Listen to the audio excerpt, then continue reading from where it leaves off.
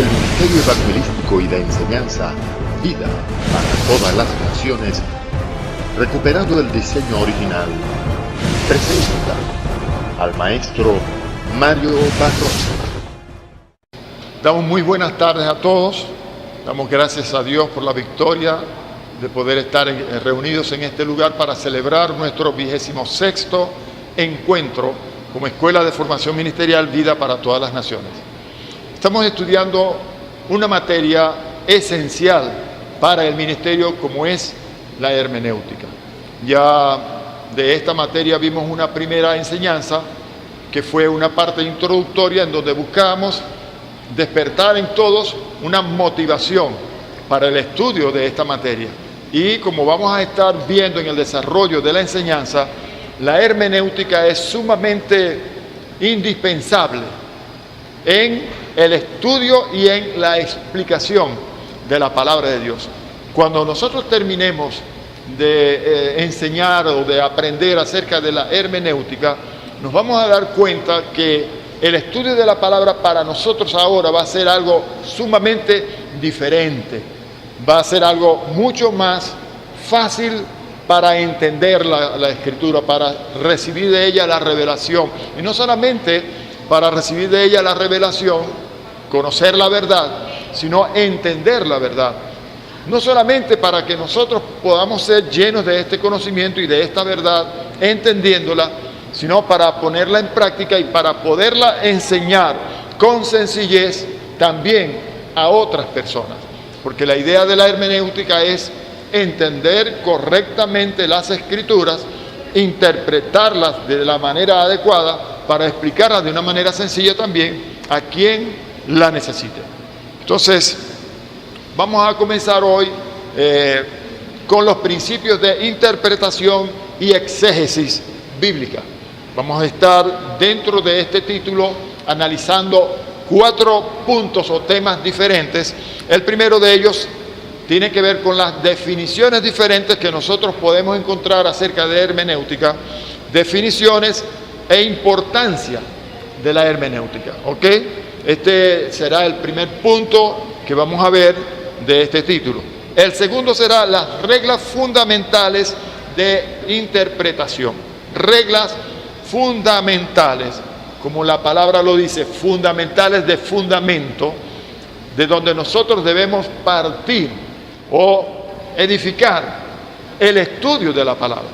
Entonces, hay reglamentos, hay leyes que se establecieron en la inspiración que el Espíritu Santo de Dios le dio a los hombres que le escribieron, que nosotros debemos conocer para poder interpretar esas escrituras que nos han sido dejadas a nosotros por ellos de parte de Dios. El tercer punto que vamos a estar analizando son los símbolos y las figuras retóricas en la exégesis.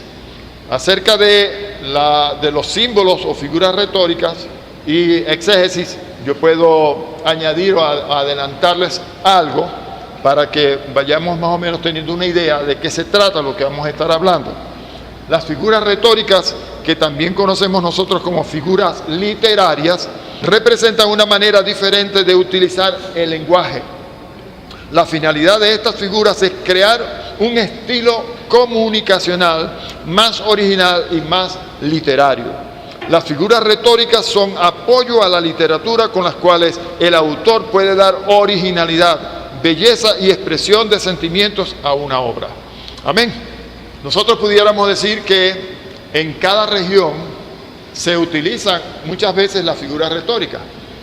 Lo que pasa es que, como en el caso de nosotros aquí en Maracaibo, Venezuela, las figuras retóricas se utilizan mucho en el hablar de nuestro dialecto de una manera muy grosera. Pero hay muchas cosas que se dicen aquí que adornan lo que se quiere expresar, pero se adornan de manera inadecuada. Vamos a ver cómo es que el Espíritu de Dios dirigió a los santos varones que escribieron todas estas cosas para adornar, para darle un contenido más agradable, más entendible a lo que ellos estaban recibiendo de parte de Dios. Y la idea de estos símbolos o figuras retóricas, o sea, esas figuras literarias que se utilizan para adornar la escritura, los textos o el texto que estamos estudiando, es para que tengamos una buena exégesis. Ahora, la exégesis tenemos que decir que es la explicación o interpretación de algo, generalmente de la obra de un autor o de un texto concreto. Específicamente nosotros vamos a estar hablando de la Biblia, la palabra de Dios. Entonces, la idea es entender pues que dentro de las escrituras hay símbolos, hay figuras retóricas, ¿ok?, que nos permiten a nosotros tener una buena exégesis, es una buena interpretación para poder explicar bien aquello que Dios nos está revelando y que nos está dando a entender.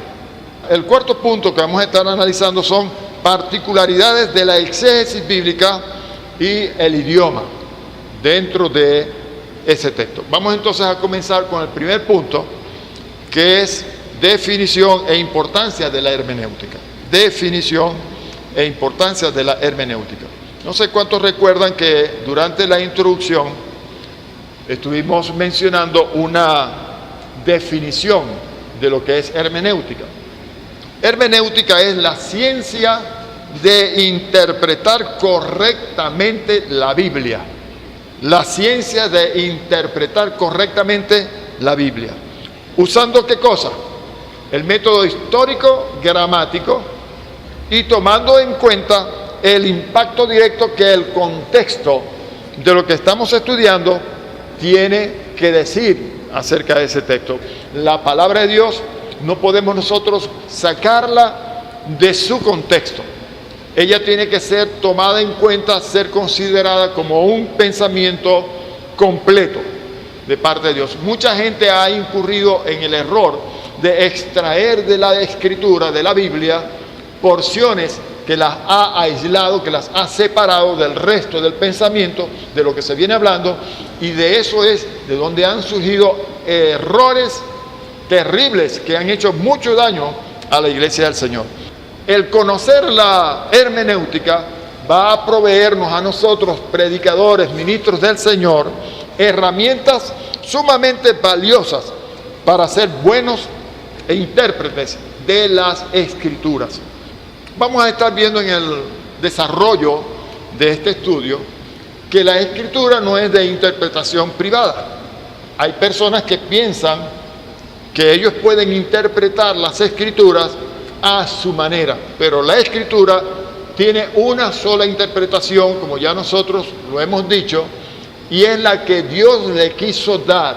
No es que la Biblia dice así, pero quiere decir asá, o quiere decir aquello, sino que la Biblia dice exactamente lo que ella quiere decir.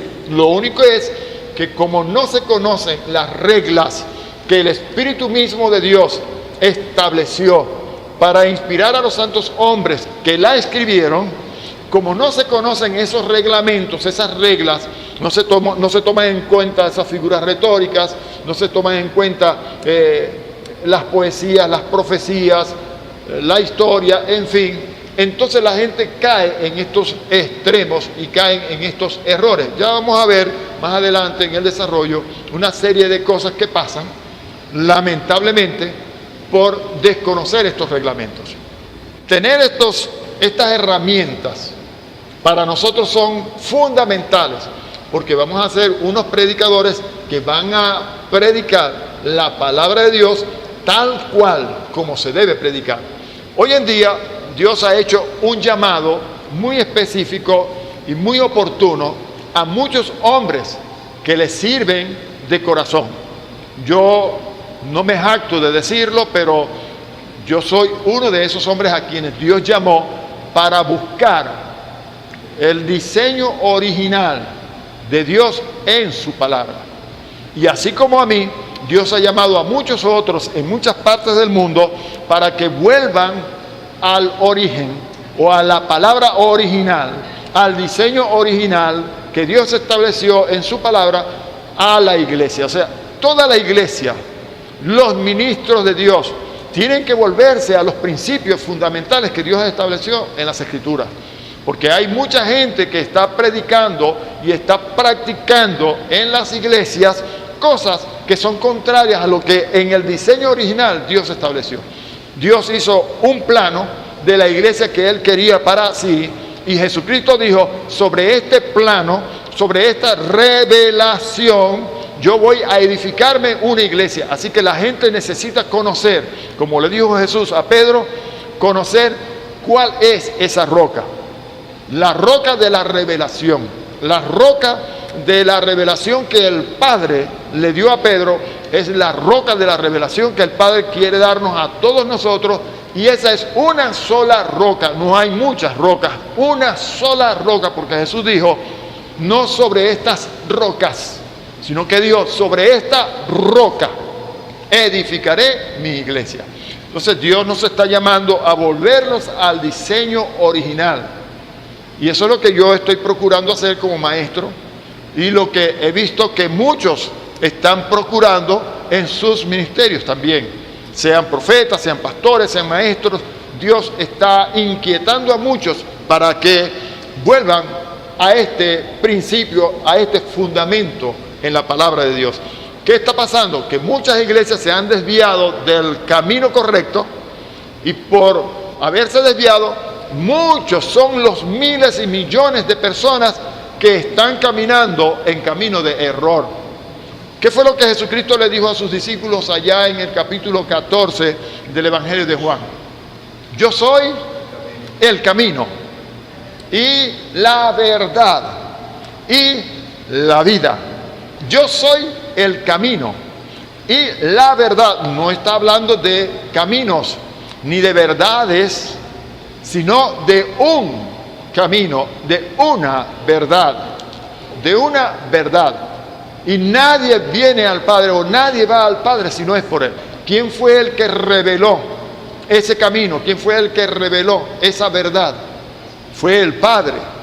Y esa es la verdad que todos nosotros debemos conocer. ¿Qué está pasando con mucha gente que están escuchando, como lo hemos dicho de una manera jocosa en oportunidades anteriores, que mucha gente están escuchando las enseñanzas de la abuela, que así fue como los enseñó la abuela, y esas enseñanzas han permanecido intactas en las iglesias, y así de esa misma manera es como lo han estado enseñando generación tras generación, y eso han logrado llevar a la iglesia muy lejos de la verdad.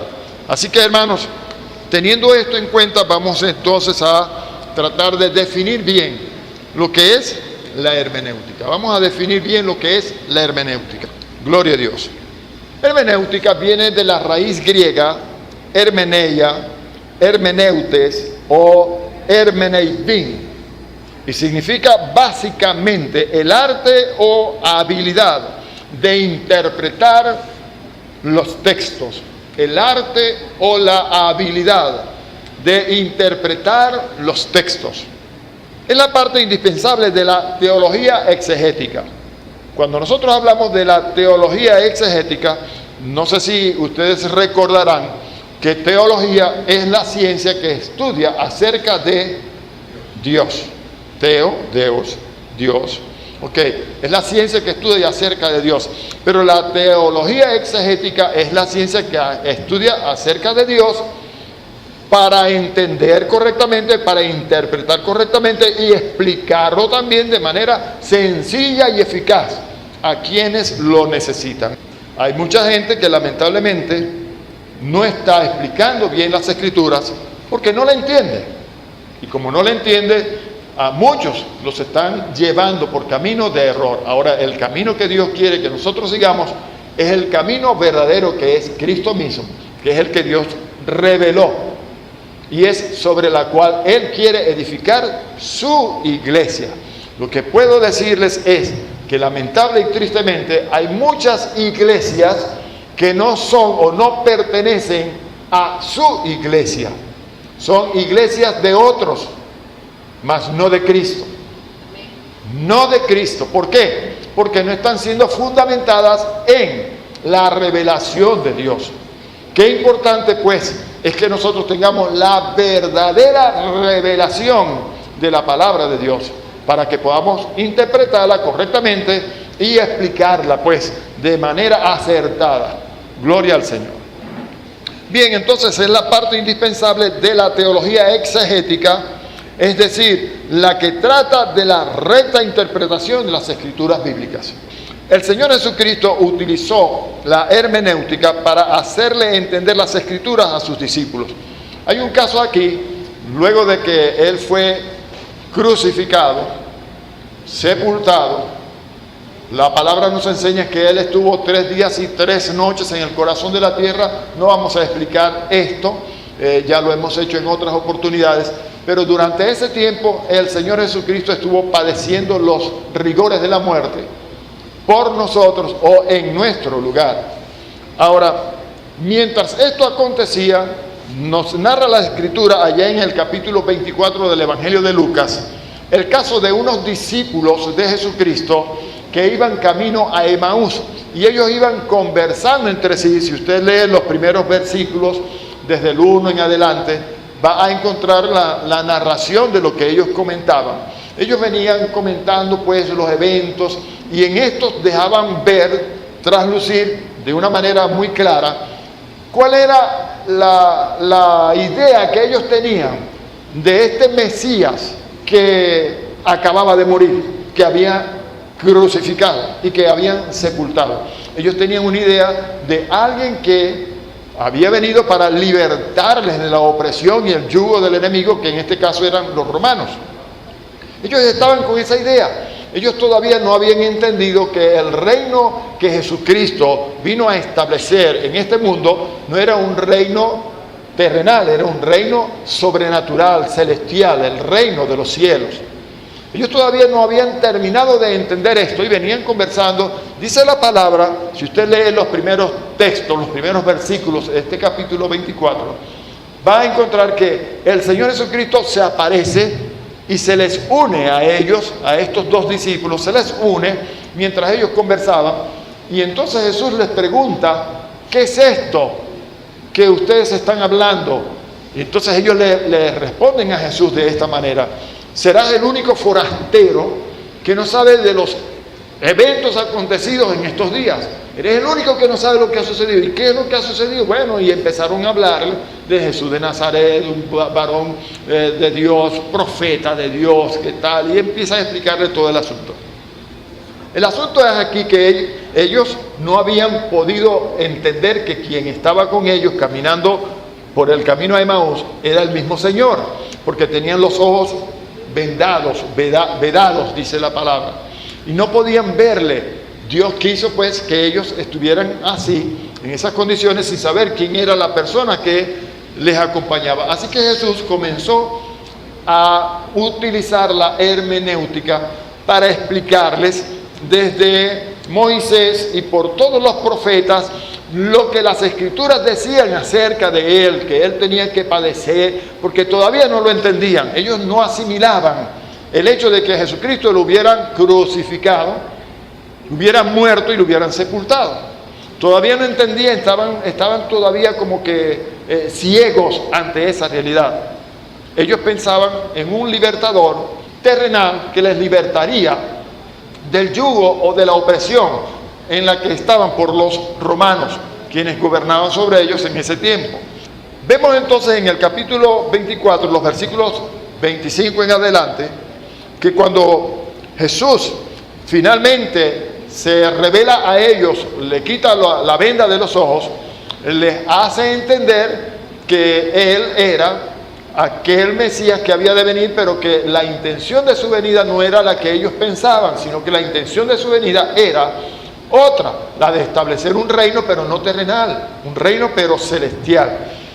Les dice: oh insensatos y tardos de corazón para creer todo lo que los profetas han dicho.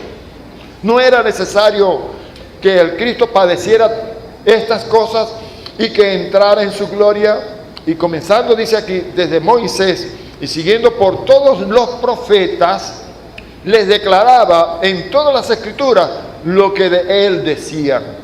Llegaron a la aldea a donde iban, y él hizo como que iba más lejos, mas ellos le obligaron a quedarse, diciendo: quédate con nosotros porque se hace tarde y el día ya ha declinado. Entró pues a quedarse con ellos, y aconteció que estando sentado con ellos a la mesa, tomó el pan, lo bendijo y lo partió y les dio.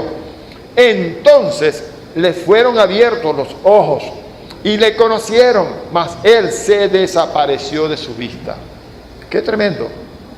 El versículo 32, donde está la clave de todo esto, dice: y decían el uno al otro: ¿no ardía nuestro corazón en nosotros mientras nos hablaba en el camino? Y cuando nos abría las escrituras, la palabra abría allí, habla de nos explicaba las escrituras, nos hacía entender las escrituras, porque ellos estaban pensando en un Mesías que vendría, pero para levantar un ejército y guerrear contra el Imperio Romano y así libertarles. Ahora Jesús les explica hermenéuticamente, les explica desde Moisés y por todos los profetas las cosas para que ellos pudieran ahora entenderlas. Allí había un discípulo que se menciona con el nombre de Cleofas. Se cree, esto lo dicen los historiadores, se cree que Cleofas era hermano de José. Se cree que Cleofas era un hermano de José, que era también un discípulo de Jesucristo. Bien, la hermenéutica nos permite a nosotros interpretar correctamente. Fíjense que ellos estuvieron caminando con el Señor 3 años, por doquiera, viendo todo lo que hacía, y sin embargo aún no habían entendido este principio, este fundamento que Dios había establecido. Aún no entendían que era el propósito de Dios con Jesucristo aquí en la tierra.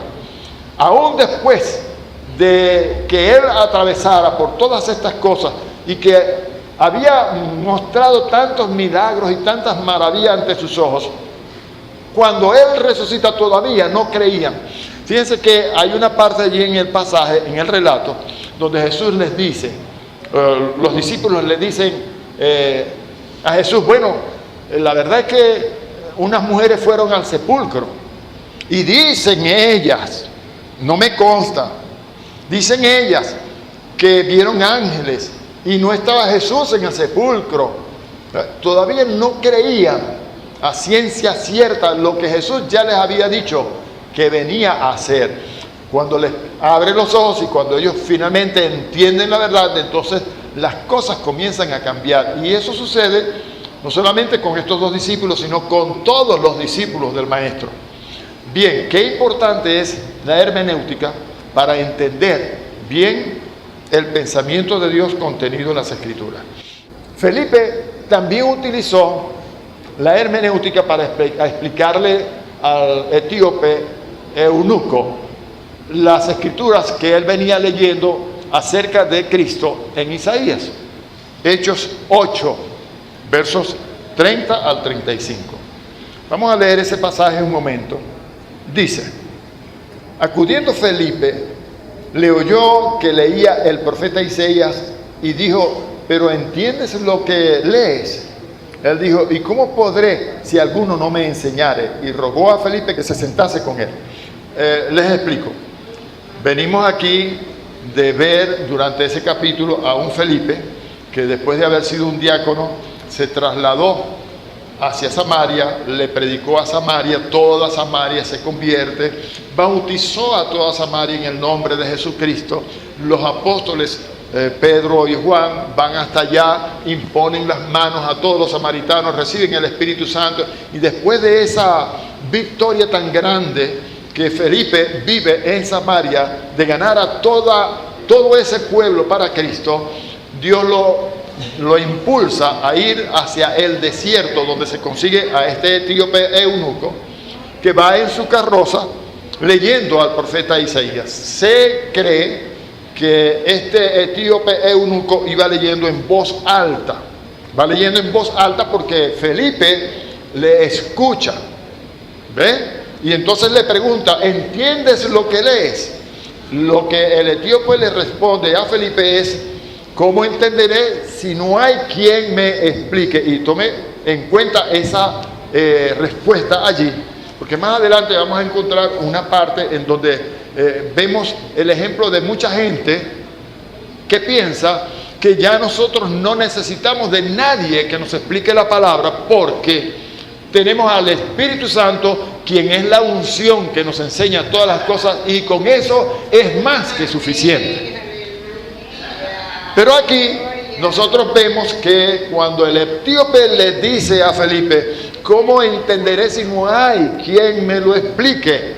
Entonces lo invitó a sentarse con él, a su lado, en el carruaje, y Felipe partiendo, dice allí, partiendo o comenzando desde el pasaje en cuestión, el que venía leyendo el etíope, empieza a explicarle de qué se trata el asunto acerca de Jesucristo, por qué Él tuvo que morir, por qué fue a la cruz, resucitó y todas esas cosas.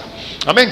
Entonces, la hermenéutica precisamente permite hacer un análisis y encontrar las claves, pues, para entender correctamente todo lo que se está diciendo en relación con el tema. Porque hay gente, mucha, pero es mucha la gente que abre la Biblia y toma este versículo, lo saca de allí y de allí entonces se dedica a predicar. Yo tengo que conocer todo lo que tiene que ver con ese versículo, o sea, el pensamiento completo.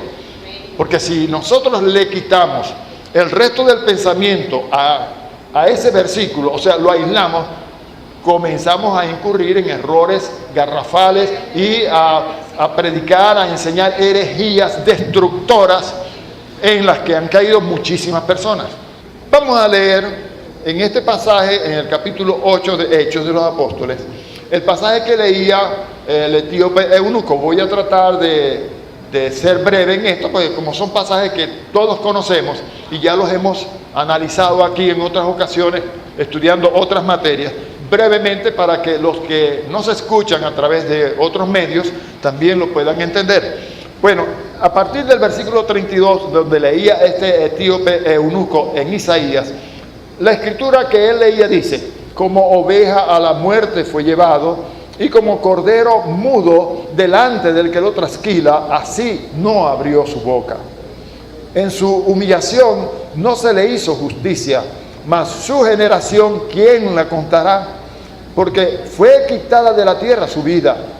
Respondiendo el eunuco, dijo a Felipe, ahora mire bien, escuche bien aquí esto: te ruego que me digas, ¿de quién dice el profeta esto? ¿De sí mismo o de algún otro? No entendía nada. No había hermenéutica en él. No había el conocimiento de la mente que estaba detrás de esta escritura. Entonces Felipe, versículo 35, abriendo su boca, comenzando desde esta escritura, le anunció el Evangelio de Jesucristo. A partir de allí, pues, le empezó a explicar. ¿Por qué? Porque él sí lo había entendido, ya él estaba claro, ya Felipe entendía bien estas cosas y se las estaba explicando de tal manera que este hombre entendió de tal manera la verdad, la revelación acerca de Jesús, que le dijo: ahí hay agua que impide que yo sea bautizado. En otras palabras, creo, yo estoy perfectamente clarito con que Jesucristo es el Salvador del mundo, y yo creo en Él, yo lo recibo como mi Salvador. ¿Qué impide que yo sea bautizado? Eso es hermenéutica. Amén. Partió de la escritura de Isaías, y desde esa escritura él comenzó a explicarle al etíope eunuco.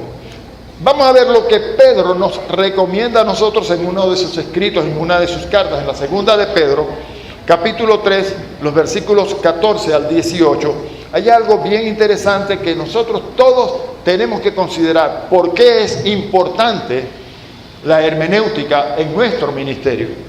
Vamos a leer el pasaje, segunda de Pedro, capítulo 3, versos 14 al 18.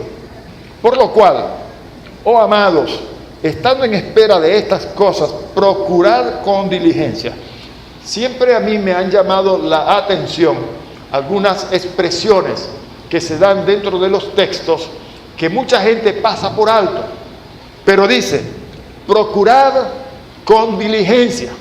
Es algo que nos concierne a nosotros, es algo que nosotros tenemos que hacer, es mi responsabilidad. En otras palabras, Dios me demanda, Dios me exige a mí para que yo pueda tener revelación, para que yo pueda entender las Escrituras, me demanda esto, que procure, que tenga toda la diligencia de mi parte en el asunto de ser hallado por Él sin mancha e irreprensibles en paz. Y tener entendido que la paciencia de nuestro Señor es para salvación, como también nuestro amado hermano Pablo, según la sabiduría que le ha sido dada, os ha escrito. Y aquí, ¿para qué nosotros debemos tener o procurar con diligencia esto? Porque la palabra es lo único que nos puede a nosotros santificar. Hay mucha gente, antes de continuar con esto, hay mucha gente, muchos ministros en la iglesia de Dios, que ellos quieren santificar a los miembros de la iglesia. Hay muchos pastores que ellos quieren ser quienes santifiquen a la gente. No uses, no te pongas, no vayas, no hagas, no dejes. Ve, puros mandamientos y ordenanzas de hombre. Tienes que ponerte, tienes que quitarte, no puedes usar, tienes que usar el velo, el zacillo, la pintura, aquello, lo otro. Pero eso no es lo que santifica. Lo que santifica, lo que lava al cristiano, al creyente, es el conocimiento que pueda tener de la palabra de Dios. Pero ese conocimiento no lo va a tener si no entiende correctamente la palabra de Dios, valga la redundancia, pues. Amén. La palabra es lo único que te va a lavar. La palabra, el conocimiento que tú tengas de la palabra es lo único que va a lavar tus vestiduras para hacerte santo. Somos santificados por el lavamiento y la regeneración de la palabra de Dios. Bien, seguimos leyendo entonces. Dice que según la sabiduría que le ha sido dada aquí en el apóstol Pablo, ¿no? Ahora, casi en todas sus epístolas, hablando en ellas, en casi todas sus epístolas o cartas, hablando en ellas de estas cosas, entre las cuales hay algunas difíciles de entender.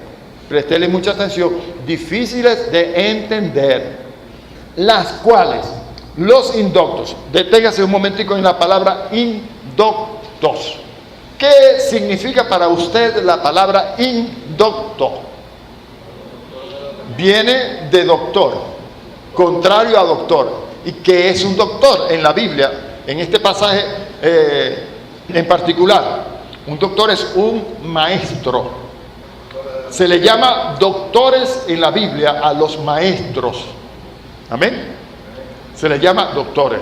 Entonces hay indoctos, o sea, lo contrario a los maestros, lo contrario a los doctores, que lo que hacen es torcer las escrituras. ¿Por qué? Porque no tienen o no están usando las reglas de la interpretación, las reglas de la hermenéutica para interpretar correctamente y explicar correctamente las escrituras. Entonces, dice aquí, las cuales los indoctos e inconstantes tuercen como también las otras escrituras para su propia perdición.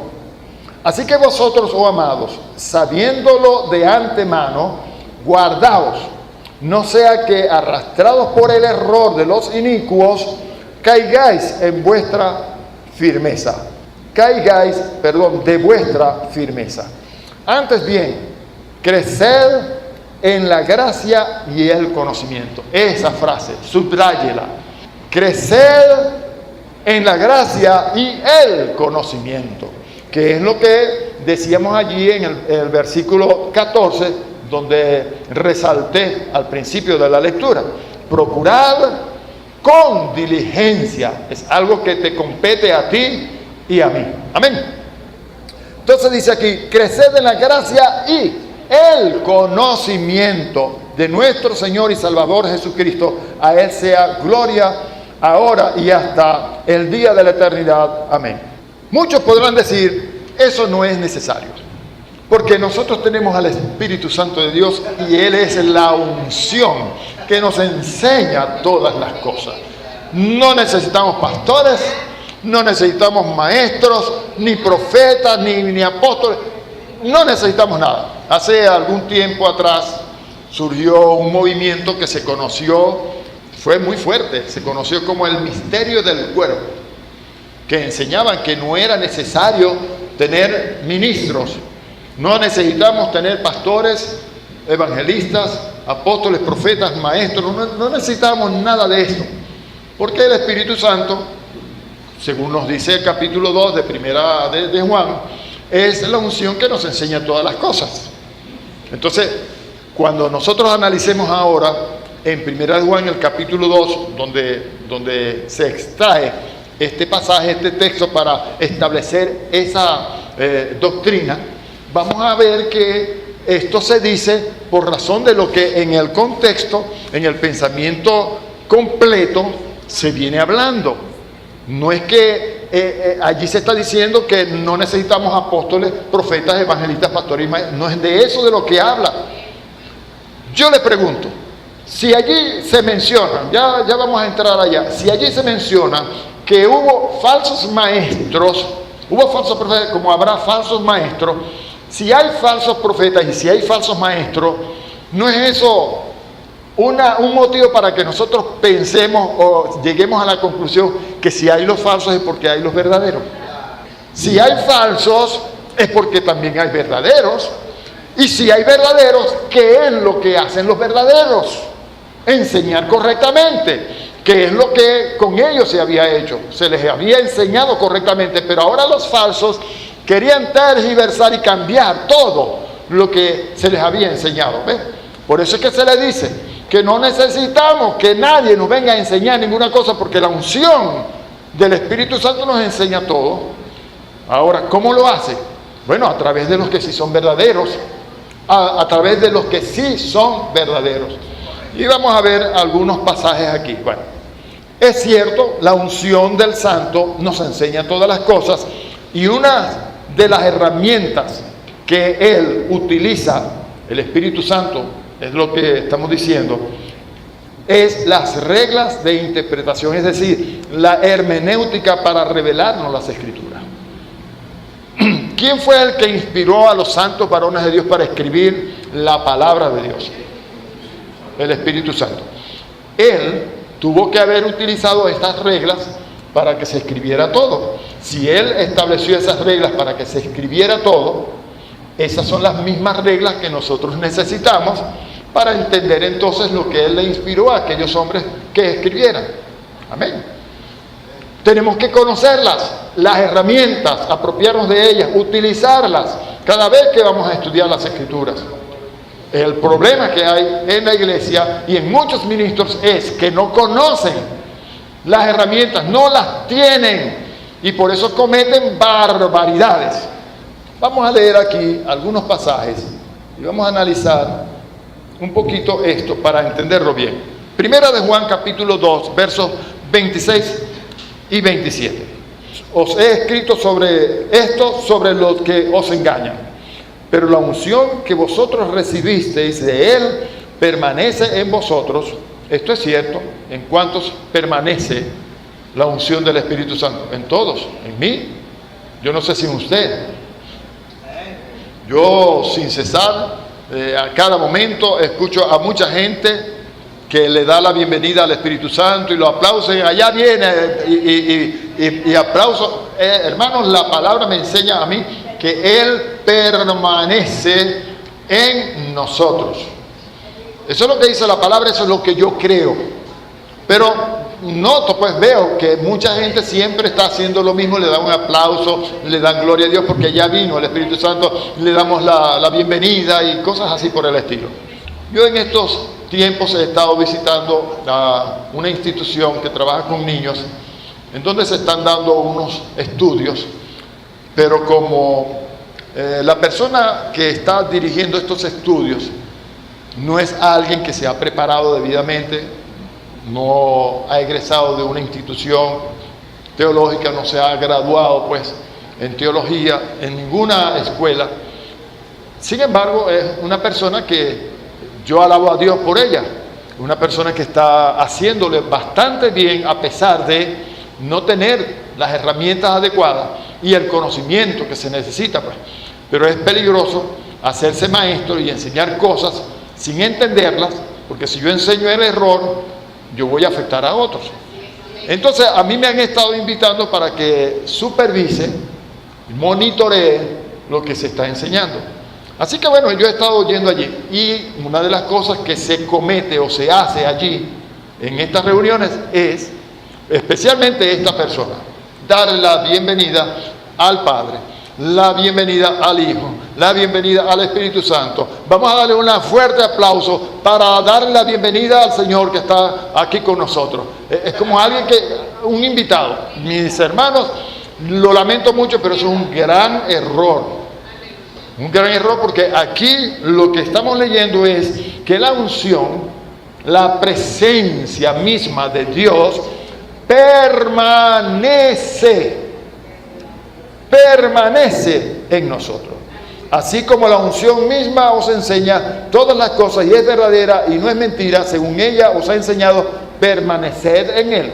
Así que si la unción permanece en nosotros, nosotros tenemos que permanecer también en la unción y sobre todo en sus enseñanzas. Pero entiéndase que las enseñanzas que vienen por la unción se nos dan no solamente a través de la unción, porque hay muchos que pueden ser enseñados directamente por la unción, especialmente los que hemos sido llamados al ministerio y que ya hemos recibido de Dios un tú a tú, y podemos pues muy bien entender lo que el Espíritu Santo nos quiere enseñar. Pero muchos necesitan es de los instrumentos que Él tiene para enseñar. Amén. Vamos a ver lo que leemos en el contexto de este pasaje, porque mucha gente dice, no, sacan esos 2 versículos de allí, entonces se levantó la doctrina. Estamos en Primera de Juan, capítulo 2, versos 18 al 29, y anteriormente estuvimos leyendo 24, 25. Entonces toman estos 2 versículos y hacen una doctrina, y se levantó un movimiento mundial que se llamó el misterio del cuerpo. Ya no hacen falta los ministros, no hacen falta los pastores, no hacen falta los apóstoles, los maestros, nada de eso. Y eso fue fuerte. Todavía hoy, en muchas iglesias piensan así.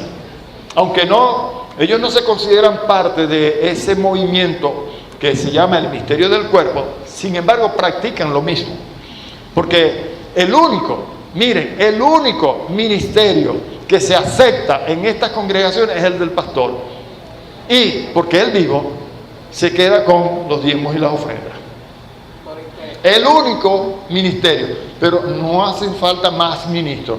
Ustedes no tienen que ir a estudiar a ninguna escuela, ustedes no tienen que ir a ningún instituto bíblico, ustedes no tienen que ir a ninguna campaña de ningún otro predicador. Ustedes tienen a su pastor, y solamente a su pastor ustedes van a escuchar. Sí, Señor. Eso es la misma doctrina del movimiento el misterio del cuerpo. Y se basan en esas escrituras que acabamos de leer, en esos versículos. Ahora, miren lo que nosotros vamos a encontrar en el versículo, pero yo les recomiendo que lea todo el pasaje a partir del verso 18. ¿Ok? Lea todo el pasaje, no me voy a detener en leerlo todo para que aprovechemos bien el tiempo. Miren, el contexto, para resumirlo, pues, de lo que viene hablando allí antes de llegar a estos 2 versículos es que habían surgido varios maestros que estaban enseñando en contra de la doctrina de Cristo, y enseñaban que no había padre, o que no había hijo, que el hijo no había muerto, resucitado. Tenían una enseñanza, una doctrina rara allí. Pero miren lo que dice el versículo 23. Todo aquel que niega al Hijo tampoco tiene al Padre. El que confiesa al Hijo tiene también al Padre. El verso 24. Lo que habéis oído. ¿Cómo leímos? Lo que habéis oído. Lo que quiere decir entonces que lo que yo aprendo de la unción, tengo que oírlo de alguien. Ahora, ¿de quién lo estoy oyendo? Tiene que ser de un ministro, pero de un verdadero ministro. No de estos falsos que habían surgido. Yo estoy oyendo desde el principio, dice allí, desde el principio permanezca en vosotros. Si lo que habéis oído desde el principio permanece en vosotros, también vosotros permaneceréis en el Hijo y en el Padre. Yo ya lo terminé. Estaba ayudando a una hermana a corregirle un libro que escribió. Ella escribió un testimonio de su vida, Dios la rescató de la fornicación, el adulterio, una cosa así. Ella viene de Mara, es una hermanita hija de italianos, un testimonio muy interesante.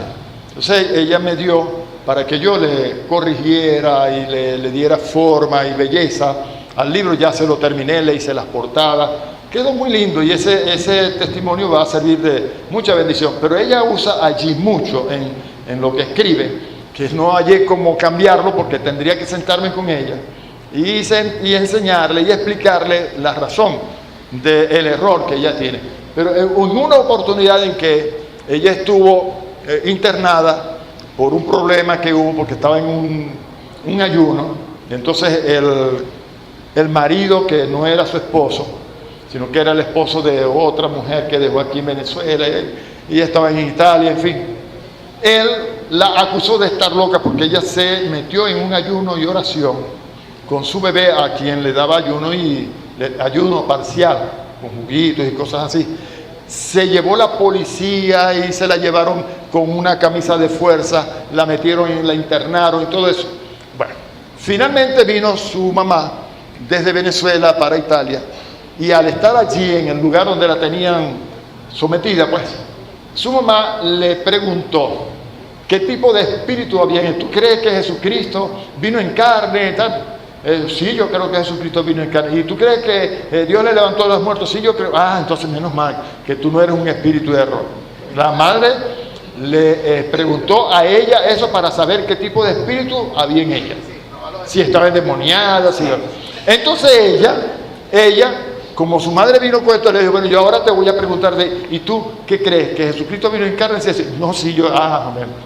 Él dijo: tienen una interpretación acerca de esto así, incorrecto, totalmente fuera de lo que es la verdad. Hermanos, allí no está hablando de que probemos los espíritus, si son demonios, si son ángeles. Allí está hablando del espíritu del hombre. Estamos hablando de espíritu. Allí se refiere a los ministros falsos que habían aparecido y que estaban enseñando cosas contrarias a lo que ya ellos habían oído desde el principio. Allí no se dice que probemos si es un demonio, si es un principado, si es un ángel. Mire la locura, ¿no? Pero es el error que hay en tanta gente. Yo, como es muy largo, ¿cómo le cambiaba todo eso? No podía. Total que bueno, ya Dios se encargará de corregir estas cosas. Pero yo lo leo y yo digo: Dios mío, ¿cómo la gente cae en estos errores? Entonces, el versículo 24 es clave. En el pasaje en cuestión, nosotros podemos notar que de lo que viene hablando aquí el escritor Juan es que habían aparecido unos falsos maestros que estaban tratando de cambiar las cosas y que estaban negando al Padre, o estaban negando al Hijo, y estaban creyendo o explicando o predicando que el Hijo no había resucitado, que no había venido en carne. Tenían una mezcolanza rara allí. Entonces lo que se está tratando allí es de corregir esto. No es que la unción no nos enseña a través de personas, porque ya los habían enseñado a través de los primeros que les predicaron o les enseñaron. Aparte de eso, nosotros podemos en el capítulo 4 de la carta a los Efesios, específicamente los versículos 11 al 17, hasta el 18 se puede leer, encontramos que el Señor mismo constituyó a unos apóstoles, a otros profetas, a otros evangelistas, a otros pastores y maestros a fin, o con el fin, o propósito, ¿de qué? De perfeccionar, de formar, de capacitar a los santos para obra del ministerio de la edificación del cuerpo de Cristo. Y añade, ¿no?, más adelante, para que ya nosotros no seamos arrastrados por las estratagemas de hombres que emplean con astucias las artimañas del error. Entonces, ¿cómo es que el Espíritu Santo o la unción nos enseña? A través de los dones ministeriales que el Señor estableció. Para eso fue que los estableció. Bueno, hay gente que levantaron una organización mundial el misterio del cuerpo. No necesitamos los ministerios. Imagínense hasta dónde fue a llegar eso, por no tener hermenéutica y no saber interpretar, porque aislaron estos dos versículos del resto de la palabra de Dios. Cuando el Espíritu Santo nos está mostrando la profundidad de un texto bíblico, sin lugar a dudas, está utilizando ¿qué cosa? La hermenéutica.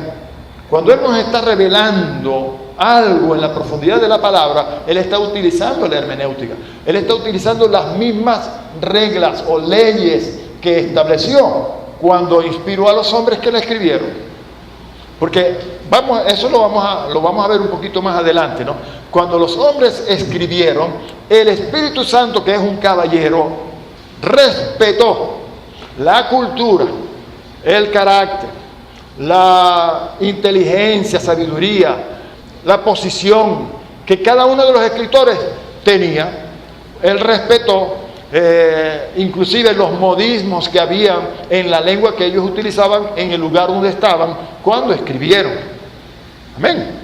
Cuando el Espíritu Santo nos está mostrando la profundidad, Él está usando hermenéutica, reglas. Ok. ¿Por qué lo hace? Porque está tratando con mentes humanas. Mire, la palabra de Dios es espíritu, ¿verdad? ¿De dónde viene la palabra de Dios? De Dios, que es espíritu. Amén. Pero ¿a quién le está dando Dios esa palabra que es espíritu? Al hombre, que es carne, vamos a decirlo así, ¿ok? Para que lo entendamos de alguna manera, que es carne. Ahora, lo espiritual, Dios lo quiere llevar a lo natural, para que el hombre natural pueda entender las cosas que pertenecen a lo sobrenatural, o esto es a lo espiritual. ¿Por qué entonces Dios utilizó a hombres para escribir, pero a la mente de Dios para inspirarlos? Y dicho sea de paso, el Espíritu Santo no tomó a los hombres para poseerlos y utilizarlos y decirles exactamente como una maquinita lo que tenían que escribir.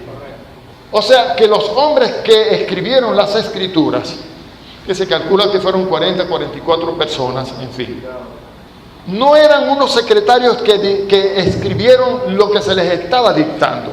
O sea, el Espíritu Santo no los agarró a ellos como a unos robots y los programó para que ellos escribieran. No. Él respetó que este era un simple pastor de ovejas.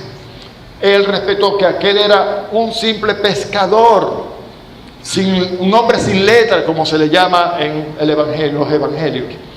Él respetó al otro que era culto, un doctor, el doctor Lucas. Él respetó al otro que tenía una cultura de rey, porque era un rey, al otro que era sacerdote, en fin. ¿Ve? Y cada uno, según su cultura, según su historia, según su gramática, en fin, cada uno escribió por inspiración. La inspiración no es algo que se hace como un autómata. La inspiración es un impulso sobrenatural que te lleva a ti, según tus mismos principios y fundamentos, a escribir. Pero Dios está allí viendo lo que estás escribiendo.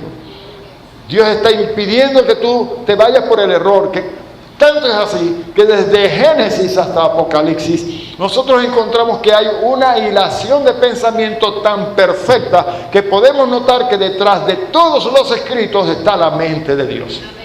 Y gloria a Dios, porque a nosotros se nos dice en la palabra ahora que tenemos la mente de Cristo. ¿Por qué tenemos la mente de Cristo? Porque tenemos al Espíritu de Dios que nos ha sido dado, la unción que mora en nosotros, ¿okay? Que vino para enseñarnos todo lo que es espiritual, para acomodarlo a lo espiritual. En otras palabras, entiéndase, la mente de Cristo en nosotros no es como la mente que nosotros tenemos en el cuerpo terrenal, porque esta mente que nosotros tenemos en el cuerpo terrenal es muy diferente a la mente de Cristo. Por eso es que se nos dice, haya pues en vosotros, Filipenses capítulo 2, verso 5, haya pues en vosotros este mismo sentir que hubo en Cristo Jesús, sentir, nous, o manera de pensar. Pablo dice que nosotros tenemos la mente de Cristo. Yo muchas veces he tenido que preguntarme, ¿realmente tenemos la mente de Cristo? Yo he tenido que preguntarle a la iglesia, ¿realmente tenemos la mente de Cristo? Con las cosas que vemos, a veces yo dudo que la iglesia del Señor tenga la mente de Cristo. Bueno, somos el cuerpo de Cristo. La mente de Cristo está en la cabeza. Él es quien dirige todas las cosas. ¿Ok?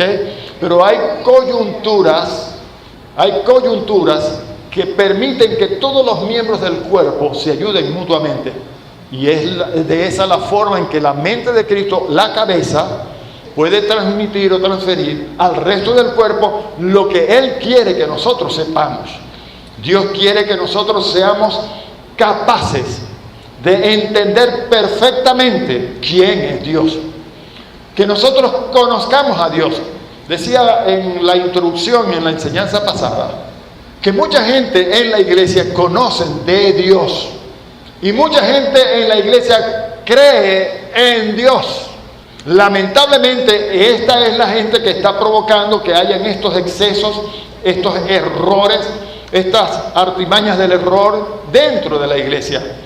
Lo que Dios necesita que haya en la iglesia es gente que le conozca a Él, que sea un tú a tú con Dios, que sea como Cristo en su oración del capítulo 17 de San Juan dice, que seamos uno con Él, así como el Padre y Cristo son uno, que nosotros seamos uno con Dios.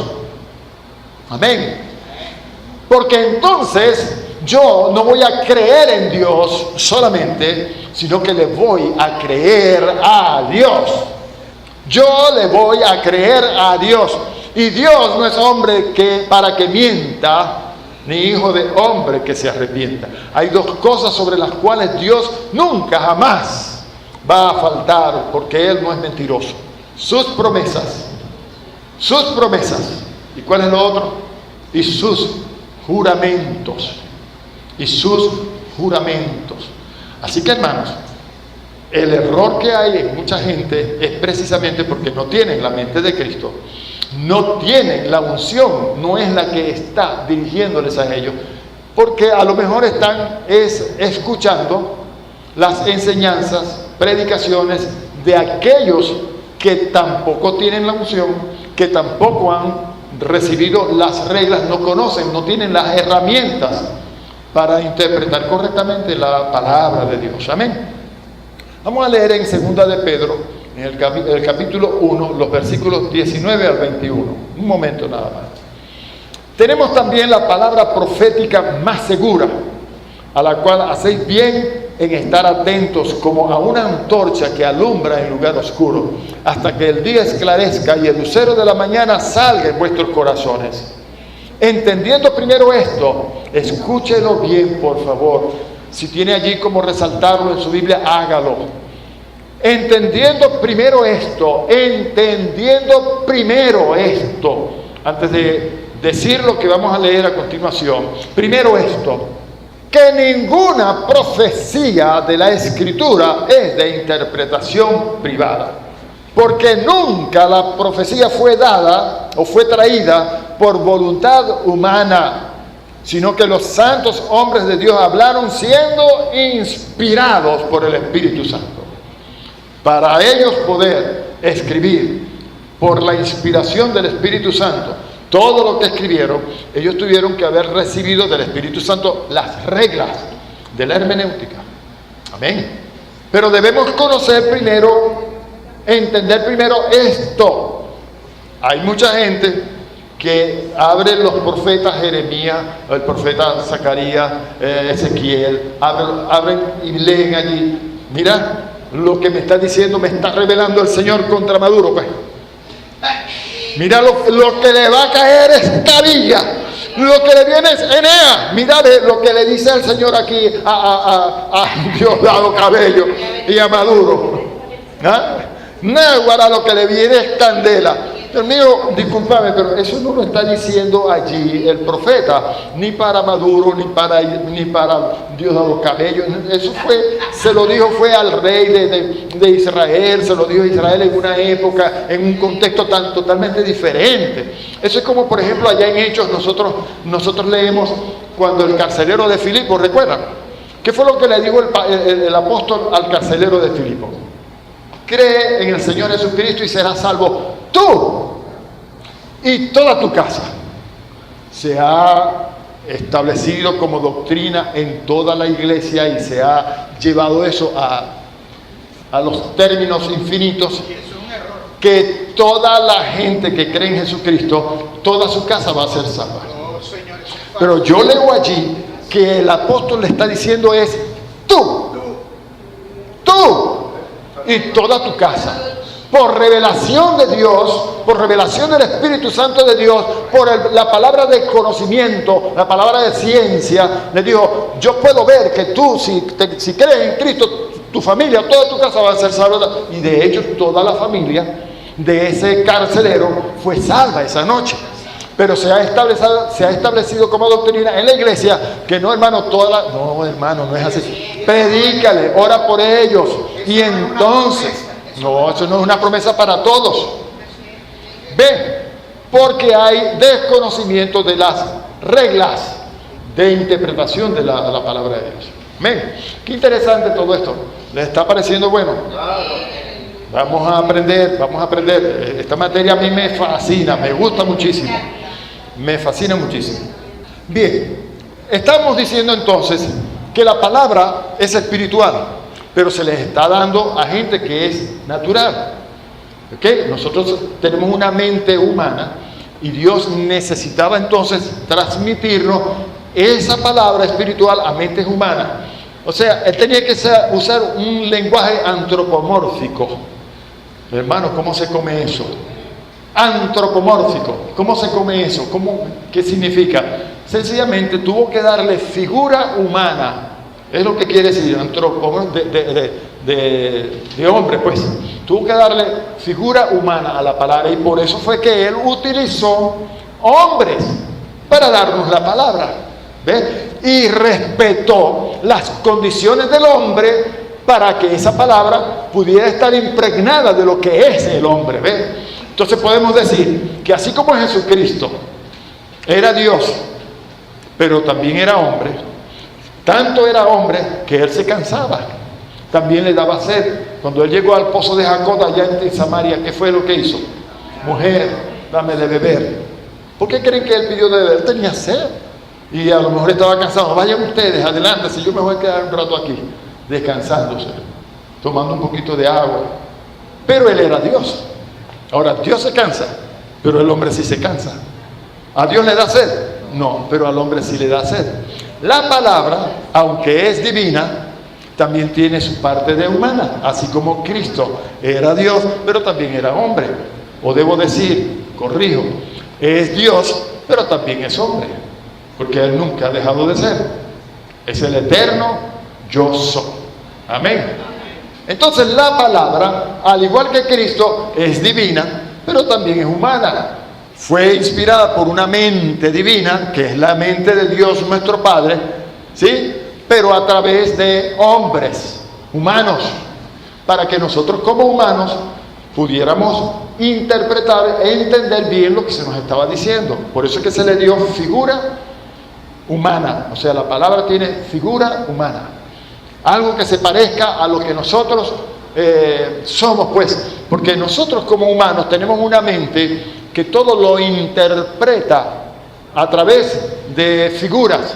Y bueno, el Espíritu Santo ha utilizado esas figuras para que nosotros podamos interpretar bien lo que es profundo. Por eso es que dice en el capítulo 2 de 1 Corintios, cosas que ojo no vio, ni oído oyó, ni han subido en corazón de hombre, son las que Dios ha preparado a los que le aman, pero nos las entregó, ya nos las dio. Y entonces llegamos al punto donde dice que el Espíritu de Dios es el único que conoce a Dios y entonces Él es el único que nos puede a nosotros dar a entender lo que es espiritual. ¿Sí? Porque el hombre natural no puede entender, discernir las cosas que pertenecen al Espíritu de Dios. Para él son locura. Primero tiene que haber entonces el nuevo nacimiento, para que una vez que haya el nuevo nacimiento, la persona pueda tener una mente que sea capaz de recibir también por el Espíritu la interpretación de la palabra, de las cosas divinas, de las cosas de arriba. Bien interesante todo esto. Entonces, a través de las reglas de interpretación, las profundidades bíblicas pueden ser traducidas a nuestro espíritu por el Espíritu Santo. A esta materia, hermanos, yo considero que hay que darle sin hambre, porque es muy interesante. Hay que darle sin hambre de tiempo, hay que darle con hambre de deseo de aprender, sin hambre de tiempo, pero con mucha hambre de deseo de aprender, porque tiene mucho que enseñar. Mira lo que dice, vamos a leer allí en 1 Corintios 2, la revelación por el Espíritu de Dios, versículos 12, 13 y 14. Y nosotros no hemos recibido el espíritu del mundo, sino el espíritu que proviene de Dios, para que sepamos lo que Dios nos ha concedido, lo cual también hablamos, no con palabras enseñadas por sabiduría humana, sino con las que enseña el Espíritu, acomodando lo espiritual a lo espiritual. Pero el hombre natural no percibe las cosas que son del Espíritu de Dios, porque para él son locura, y no las puede entender porque se han de discernir espiritualmente. ¿Quieres entender las Escrituras? Tienes que saber las reglas de interpretación para entender las Escrituras. Vamos a leer otro pasaje aquí, en Efesios capítulo 4, versículos 11 al 15, porque hay mucha gente, como decía anteriormente, que dice que tenemos la unción del Espíritu Santo y no necesitamos de que nadie nos enseñe. Pero para darle un poco más de énfasis a lo que ya hemos dicho, vamos a leer el pasaje y vamos a dejar por sentado lo que ya hemos explicado, ¿ok? El versículo 11, y él mismo constituyó a unos apóstoles, a otros profetas, a otros evangelistas, a otros pastores y maestros, a fin de perfeccionar a los santos, con el propósito, pues, de perfeccionar, equipar, preparar, formar a los santos para la obra del ministerio. Si esto no fuera verdad, yo les aseguro que el Espíritu Santo no se lo hubiera inspirado a Pablo para que lo escribiera, no existiera, esto no estaría allí. Pero si está, es porque el Espíritu lo inspiró a escribir, porque nosotros necesitamos estos dones ministeriales, a fin de perfeccionar a los santos para la obra del ministerio, para la edificación del cuerpo de Cristo. Ahora, cuando yo leí esa palabrita allí, hasta, yo quedé muy claro, pero hay mucha gente que no lo ve. Pasan por alto las cosas que están leyendo sin detenerse y sin entenderlas. Entonces no ven lo que allí se está diciendo con claridad. El propósito de estos 5 dones ministeriales es el de equipar, pero lo harán hasta que lleguemos a la unidad de la fe y del conocimiento del Hijo de Dios, a un varón perfecto a la medida de la estatura de la plenitud de Cristo. ¿Ya llegamos allá? No hemos llegado. Ahora es cuánto nos falta por alcanzar la unidad de la fe. Ahora es cuánto nos falta por alcanzar el conocimiento, el epignosis. En el griego, epignosis es el conocimiento pleno, completo del Hijo de Dios. Ahora es cuánto nos falta por ser ese varón perfecto, aunque Pablo lo dice, nosotros los que somos perfectos. O sea, a través de Cristo ya Dios nos ve perfectos, pero para que nosotros lleguemos a ser perfectos, ahora es cuánto nos falta. Entonces, esos dones ministeriales estarán allí presentes hasta que alcancemos eso. Yo les aseguro que hasta el último instante, cuando el Señor con voz de mando, con voz de arcángel, con trompeta de Dios diga, sube acá pueblo mío, hasta ese momento ellos estarán haciendo o ejerciendo su función. ¿Por qué es tan importante esto? Para que no caigamos en el error en el que estaban cayendo aquellos a quienes Juan les escribe en la primera carta, en el capítulo 2, que estaban siendo perturbados. Y como lo dice también Pablo cuando escribe a los tesalonicenses en la segunda carta, en el capítulo 2. Estaban siendo perturbados por estos falsos profetas y falsos maestros. Miren, la idea es para que ya no seamos niños fluctuantes, llevados por doquiera de todo viento de doctrina, por estratagema de hombres que para engañar emplean con astucia las artimañas del error, sino que siguiendo la verdad en amor, crezcamos en todo en aquel que es la cabeza, esto es Cristo. Ahí yo creo que no hay más nada para dónde coger. Vamos a ver la importancia entonces que tiene la hermenéutica. La importancia de la hermenéutica. Por lo mismo que dice el apóstol Pedro acerca de los que tuercen la palabra y los falsos maestros, que introducirán encubiertamente herejías destructoras. Vamos a leer los versículos 1 y 2 del capítulo 2 de Segunda de Pedro. Dice: pero hubo también falsos profetas entre el pueblo, como habrá entre vosotros falsos maestros. Mira, hubo y habrá. Hubo y habrá. Hubo falsos y habrá falsos, que introducirán encubiertamente herejías destructoras y aún negarán al Señor que los rescató, atrayendo sobre sí mismos destrucción repentina. Entonces la pregunta es: si hubo y si habrá falsos profetas y falsos maestros, es porque hay los verdaderos profetas y los verdaderos maestros. Nosotros lo que necesitamos es seguir el principio que Jesucristo nos enseña en los evangelios: por sus frutos los conoceréis. Ahora, ya nosotros aquí explicamos a qué frutos se refiere, porque hay muchas personas que piensan que los frutos a los que se refiere el Señor es: mirá si hace milagro, y levantó un muerto, y levantó los paralíticos, mira cómo se abrieron los ojos del ciego. Miren, el diablo también hace milagros. El diablo también hace milagros.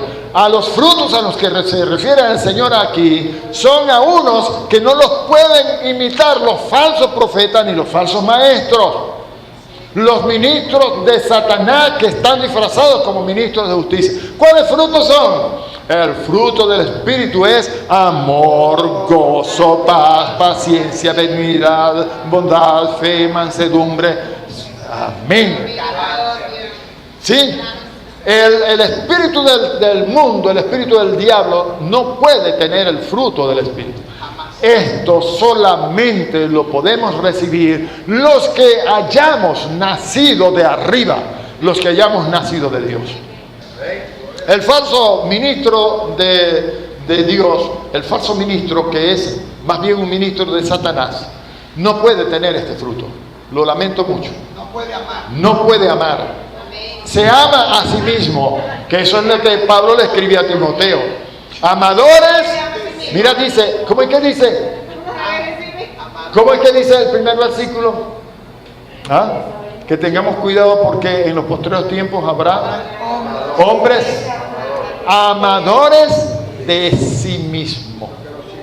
De sí mismo. No como el Señor quiere que nosotros amemos a los demás. Pedro, me amas, me agapí. O sea, tú estás dispuesto a darte por mis ovejas, estás dispuesto a darte por mí. Señor, tú sabes que yo te fileo, yo te quiero. Eso es muy diferente que agapí. Agapí no busca lo suyo, como dice el capítulo 13 de 1 a los Corintios. No busca lo suyo, no se envanece, no deja de ser. Agapí busca siempre el bien de los demás. Agapí, el amor de Dios es desprendido, es dado, es generoso. Siempre busca el bien de los demás.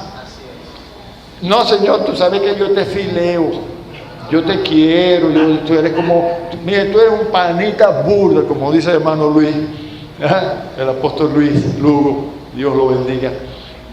Si estás escuchando esta grabación algún día, bendiciones para ti, mi hermano. Panita burda. ¿Ah? Te quiero, eso es muy diferente. Pedro, me agapí. Bueno, Señor, tú sabes que yo te fileo, yo te quiero. Pero entonces tú lo que tienes por mí, lo que sientes por mí solamente es un amor condicionado, un amor no desprendido, sino egoísta, un amor fileo. Señor, tú sabes todas las cosas, tú sabes que yo lo único que tengo por ti es fileo. Ayúdame para yo tener el agapí, ayúdame. Sí, pues es que quiero que apacientes mis ovejas. Y para apacentar las ovejas yo necesito que tú tengas amor agapí, el amor de Dios, el amor desprendido. Bueno, nosotros vemos luego por la historia que se cuenta de Pedro que él finalmente llegó a tener este amor, tanto así que él, cuando fue crucificado, pidió que no lo hicieran de la manera en que lo hicieron con el maestro, porque no se sentía digno de esto. Dio su vida por la causa de nuestro maestro. Amén. Qué interesante eso. Entonces dice aquí, y muchos seguirán sus disoluciones por causa de los cuales el camino de la verdad será blasfemado. Ahora, en la segunda carta de Pedro, en el capítulo 3, versos 14 al 18, también hay algo bien interesante sobre esto. Por lo cual, oh amados, estando en espera de estas cosas, procurad con diligencia, es un pasaje que ya leímos, ¿verdad? Procurad con diligencia ser hallados por él sin mancha e irreprensibles en paz. Y tener entendido que la paciencia de nuestro Señor es para salvación, como también nuestro amado hermano Pablo, según la sabiduría que le ha sido dada, os ha escrito. Casi en todas sus epístolas, hablando en ellas de estas cosas, entre las cuales hay algunas difíciles de entender, las cuales los indoctos e inconstantes tuercen, como también las otras escrituras, para su propia perdición. En fin, entonces, ya nosotros con esto estamos más o menos entendiendo la importancia que la hermenéutica debe tener para nosotros, ¿ok? Debe tener para nosotros. Vamos a estar analizando muchas cosas en el desarrollo de este estudio que, hermanos, van a cambiar nuestra perspectiva y nosotros vamos a comenzar a estudiar las Escrituras de una manera muy diferente a como lo hemos hecho hasta hoy. Y no solamente lo vamos a notar en nuestro estudio, sino en nuestra enseñanza, en nuestra predicación. Es importante la hermenéutica en nosotros, ministros de Cristo, porque por esta razón, la falta de hermenéutica ha hecho que surjan muchas herejías y muchos portadores de errores. O sea, se levanta la persona, predica o enseña la herejía destructora de la que estamos hablando aquí, y entonces esta herejía destructora se transmite a personas que se convierten en portadores. Ustedes han escuchado que hay el virus VIH, ¿ok? Hay personas que son enfermos de SIDA. Hay otras personas que no son enfermas de SIDA, pero son portadores del SIDA.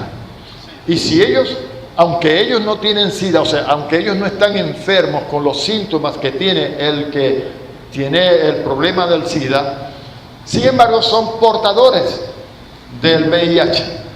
Yo conocí a una muchacha que a ella la infectaron con este virus, un policía.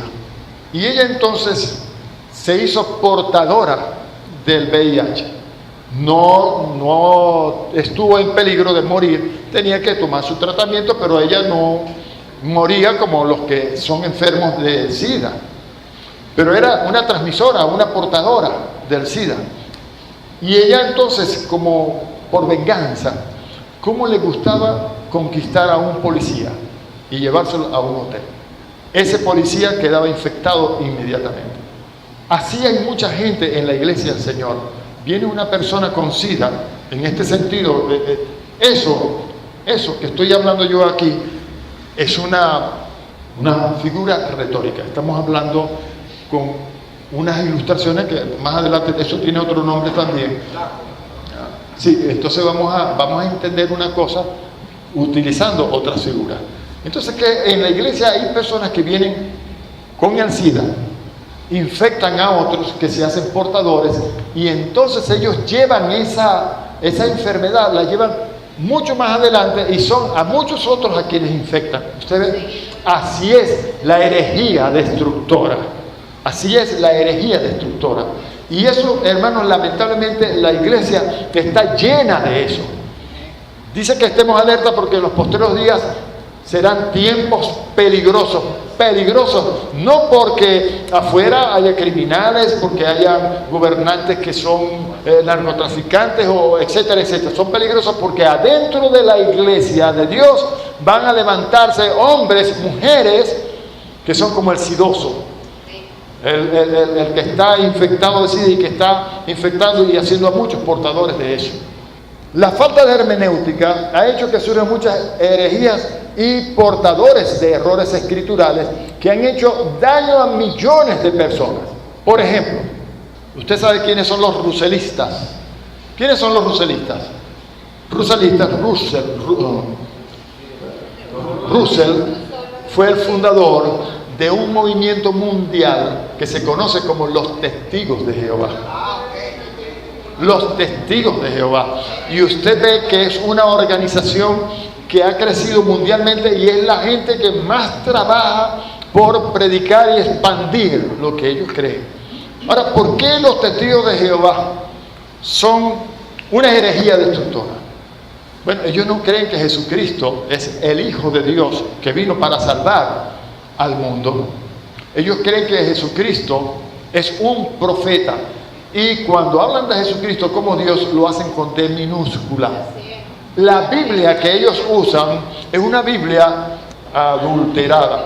Porque Russell, supuestamente, cuando escribió la Biblia que ellos usan, aseguraba ser conocedor de las lenguas en que se escribió, y él aseguraba haber traducido la Biblia que ellos usan. Pero a él se le llevó a juicio y comprobaron que él no conocía las lenguas, sino que él tomó una Biblia y la hizo a su medida, según lo que él interpretaba, no siguiendo las reglas de la hermenéutica. Y ha crecido tanto esta herejía destructora que por todo el mundo usted ve que existen los testigos de Jehová. Y yo les puedo decir, hermanos, cuidado si los testigos de Jehová no son más que la iglesia cristiana evangélica. ¿Ah? ¿Y cómo trabaja esa gente? Usted los ve trabajando y trabajando. No solamente los russellistas o los testigos de Jehová, los papistas. ¿Quiénes son los papistas? Ellos interpretaron que lo que Jesús le dijo a Pedro cuando él les preguntó, ¿qué fue lo que ellos hicieron? Extrajeron un versículo del pasaje y con eso hicieron su doctrina. Bueno, ¿quién dice la gente que es el Hijo de Dios? Bueno, Señor, unos dicen que eres Juan, otros dicen que algunos de los profetas, Elías. Ay, ustedes, vosotros, ¿quién decís que soy yo? Pedro le dijo, tú eres el Cristo, el Hijo del Dios viviente. Bienaventurado eres, Pedro, porque esto no te lo reveló carne ni sangre, sino mi Padre que está en los cielos. Y yo te digo que tú eres Pedro, y sobre esta roca edificaré mi iglesia. Entonces los papistas, esto es la iglesia católica, apostólica y romana, interpretaron eso como que Pedro era la roca, pero Pedro no es la roca. La roca no es Pedro, la roca es la revelación que se le dio a Pedro, de que tú eres el Cristo, porque de donde Cristo iba a edificarse la iglesia no era de Pedro, donde Cristo iba a edificarse su iglesia era de esa revelación, de que yo soy el Cristo, el Hijo del Dios viviente. Allí era donde se iba a edificar la iglesia, de esa revelación. Amén. Entonces, los papistas, bueno, la iglesia católica, apostólica y romana, hermanos, es una iglesia que está en el mundo entero y, hermanos, ellos gobiernan con su iglesia en muchos lugares, a muchas naciones y a muchos gobernantes. Están metidos hasta en la sopa de los gobernantes en el mundo. ¿Y eso surge de qué? De un error, de una herejía, porque eso es una herejía. Vicabilis Filis Dei, vicario de Cristo aquí en la tierra. Mire, el único vicario de Cristo que Jesucristo tiene aquí en la tierra es el Espíritu Santo de Dios. El único representante que Cristo tiene aquí en la tierra es el Espíritu Santo de Dios. Y ahora, porque nosotros somos uno con Él también. Amén. Gloria al Señor. También los unitarios. Surgen también los unitarios porque dice que en el libro de los Hechos, en el capítulo 8, donde estuvimos leyendo ahí de Felipe, bautizándolos en el nombre, y entonces ellos recibieron la revelación más grande del siglo. La revelación más grande, el nombre, no conocen el nombre, nosotros bautizamos nada más que hay uno, el nombre. Yo a veces me he topado con testigos de Jehová y les he dicho, miren, Jesucristo fue tremendo mentiroso, un engañador. ¿Saben por qué? Porque cuando él fue a Juan el Bautista en el Jordán para ser bautizado, el muy miserable sabe lo que hizo. Yo les he hablado así. ¿Saben lo que hizo? Engañó a todo el mundo, porque era un tremendo ventrílocuo. Y entonces proyectó su voz hasta los cielos y le hizo creer a la gente que estaba allí que Dios el Padre estaba hablándole a él diciéndole: tú eres mi hijo amado en quien tengo complacencia. Entonces engañó a todo el mundo, haciéndoles creer que el Padre le estaba hablando cuando él mismo era el que estaba hablando por ventriloquía desde el cielo para acá. Y entonces fue un tremendo ilusionista, porque le hizo creer a todo el mundo que el Espíritu Santo vino como una palomita y se posó sobre él. Tremendo engañador Jesucristo. Miren, lo que se oyó en el cielo fue literalmente la voz del Padre. Entonces, ¿qué objeto tiene que Jesucristo esté predicando todo lo que predicó bajo engaños, haciéndole creer a la gente que hay un Padre cuando en realidad no lo hay? Entonces, si no hay un Padre y si no hay un Espíritu Santo, sino que Él mismo es el Padre y que Él mismo es el Espíritu Santo, sencillamente diga que Él es el Padre y que Él es el Espíritu Santo. Ah, no, pero dice: tanto tiempo hace que estoy con vosotros y aún no me conoce, Felipe. El que me ha visto a mí ha visto al Padre. Pero eso es falta de hermenéutica. Eso es, y de allí sale ¿qué? Una herejía destructora que ha hecho que surja una iglesia que llamamos los unitarios, o los solo Jesús. Los solo Jesús. Yo tuve pastores de los solo Jesús en una escuela que dirigí en El Silencio hace muchos años, y cuando yo les expliqué todo esto, me levantó uno de los pastores, mi hermano Bernardino, recuerdo su nombre, mi hermano Bernardino Rosales, que Dios lo bendiga. Dice: mi hermano, Dios mío, ¿dónde estamos nosotros metidos? ¡Qué error el que nosotros estábamos practicando! Oh, yo entendí ahora, hermanos, la verdad. Y el hombre salió de su ignorancia, de esa herejía en donde estaba sumergido por tanto tiempo. Yo a los testigos de Jehová y a los unitarios, yo les hablo esto. O sea, Jesucristo es un impostor, un falso, un engañador, un ventríloco, un ilusionista. Nos hizo creer algo que en verdad no era. Es tremendo. Bueno, gloria al Señor. Ah, y los mormones. José Smith. ¿Ah? ¿Saben que José Smith, según Moroni, que era un profeta que se le apareció a José Smith, le dijo: tengo otras ovejas que no son de este redil, tengo que irlas a buscar? Bueno, después de que Jesucristo se fue de allá de Jerusalén en la ascensión, si yo estudio bien con hermenéutica la historia, el relato pues de la ascensión de Jesucristo, yo voy a entender que Él se fue y que nosotros le veríamos otra vez venir con las nubes del cielo, pero cuando viniera a levantar su iglesia. No, pero entonces los mormones enseñan que Jesucristo después de eso se fue para Norteamérica, para buscar a las otras ovejas que tenía ya en Norteamérica, que es el otro redil, las otras ovejas. Y bueno, imagínense, ellos creen en la bigamía, ellos se pueden casar con varias mujeres, tienen la esposa, tienen las queridas, tienen las por si acaso. Eso es un desastre. Ellos creen en los dos palos. Un palo es la Biblia y el otro palo es el libro de José Smith. Yo todo eso lo he estudiado. Es tremendo. Bueno, todo eso surge ¿de qué? De no tener reglas de interpretación, de sacar versículos de su contexto. Mire, hermano, la Escritura dice exactamente lo que ella quiere decir. Pero yo tengo que entender lo que ella quiere decir, no solamente extrayendo un versículo, porque recuerden, la Biblia cuando se escribió o cuando surgió la primera Biblia, allí no había capítulos, no habían versículos, no habían títulos. Entonces nosotros tenemos que estudiar el libro completo para entender el pensamiento que el autor está transmitiendo en lo que allí está escrito. Entender el pensamiento general. A veces, para entender el pensamiento completo de lo que hay en una epístola, yo tengo que compararlo con otros libros, que es lo que vamos a ver más adelante, que son los textos paralelos. El arma principal que el soldado cristiano debe tener, entonces, ¿cuál debe ser? La palabra del Espíritu, que es la palabra de Dios. La espada del Espíritu, que es la palabra de Dios. Gloria al nombre del Señor para siempre. Amén. Efesios 6, 17. Y tomad el yelmo de la salvación y la espada del Espíritu, que es la palabra de Dios. Así que nosotros, hermanos, debemos esforzarnos más. Miren, hermanos, ¿saben qué me da tristeza a mí?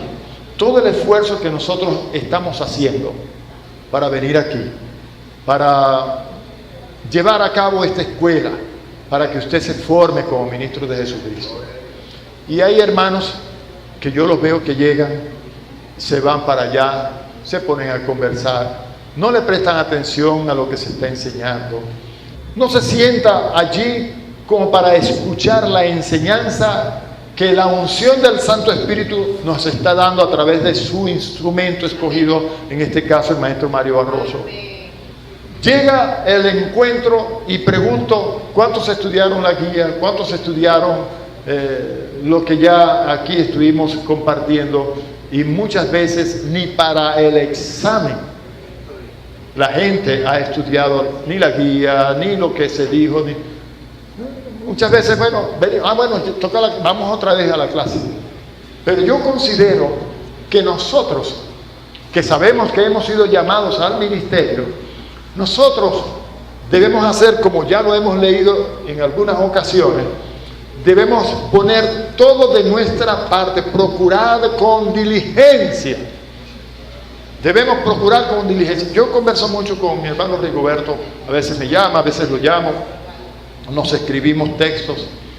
Pero yo siempre veo a este hombre, a este varón de Dios, que siempre tiene un tema que conversar.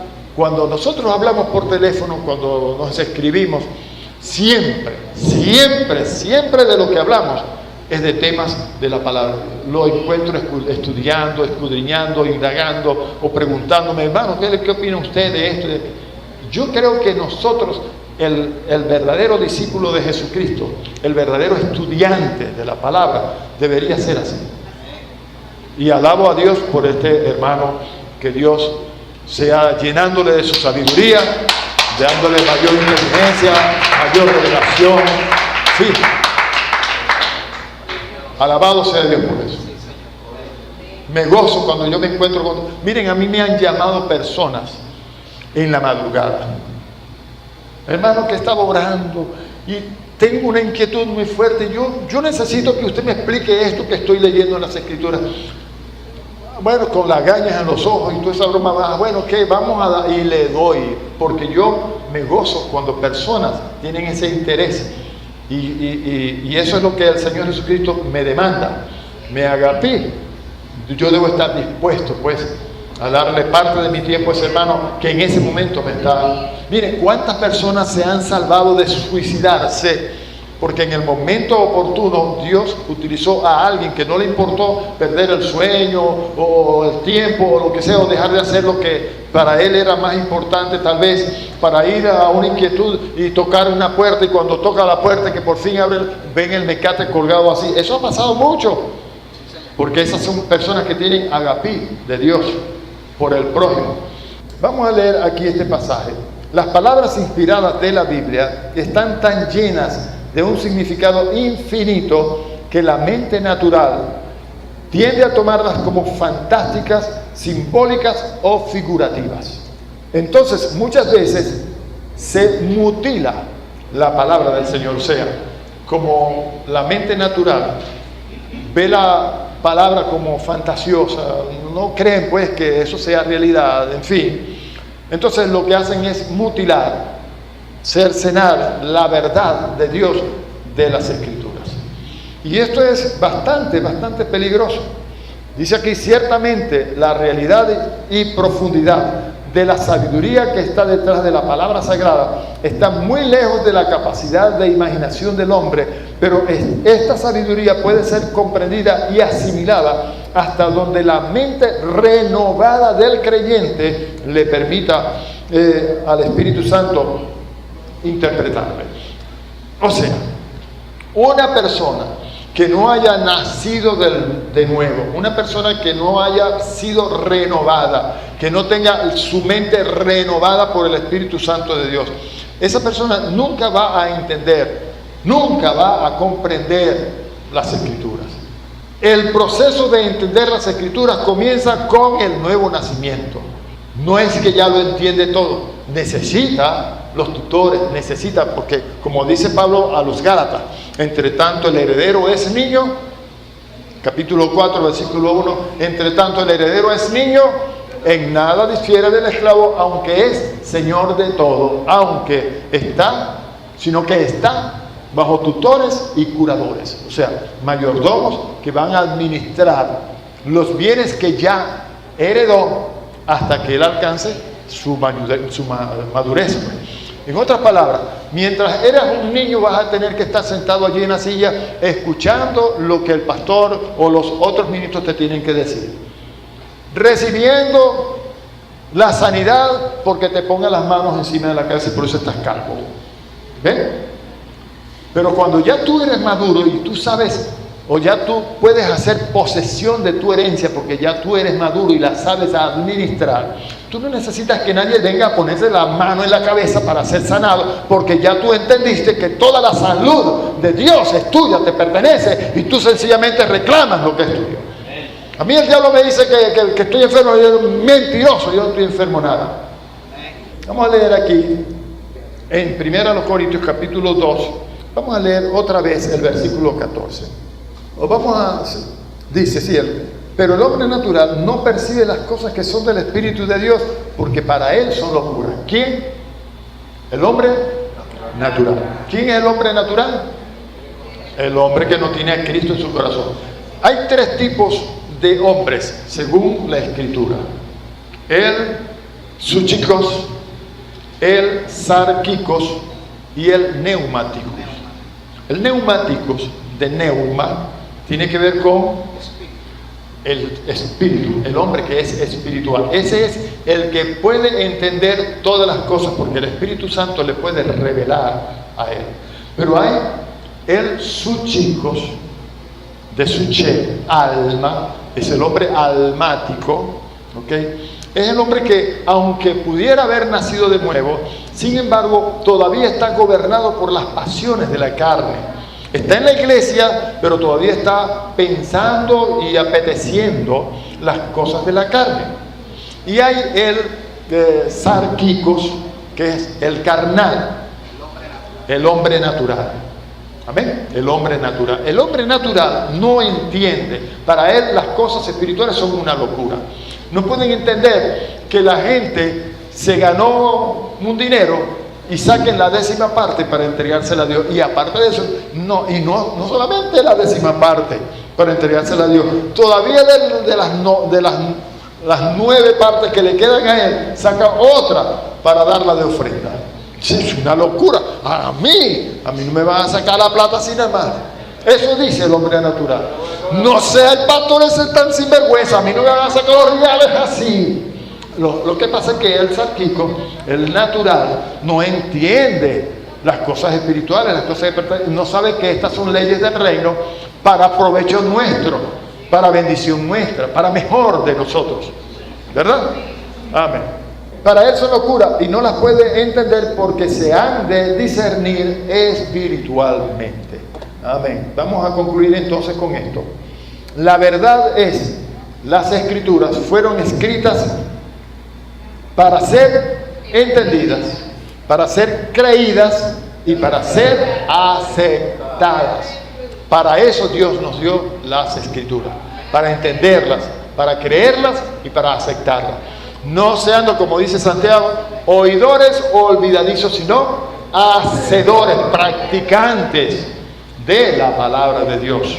Entonces, la Escritura fue dada a través de santos varones, y entre ellos encontramos sacerdotes, como el caso de Esdras, poetas como Salomón, David, profetas como Isaías y otros, guerreros como David, cantores como David, pastores como Amós, era literalmente un pastor de ovejas, estadistas como José y Daniel, sabios y legisladores como Moisés y Pablo, pescadores, hombres sin letras como Pedro y Juan, historiadores como Josué y Lucas, cobradores de impuestos como Mateo, líderes de masas como Nehemías y Moisés, reinas como Esther, En fin, allí nosotros encontramos entre la gama de hombres escogidos por Dios para darnos las escrituras, hombres de todo tipo de cultura.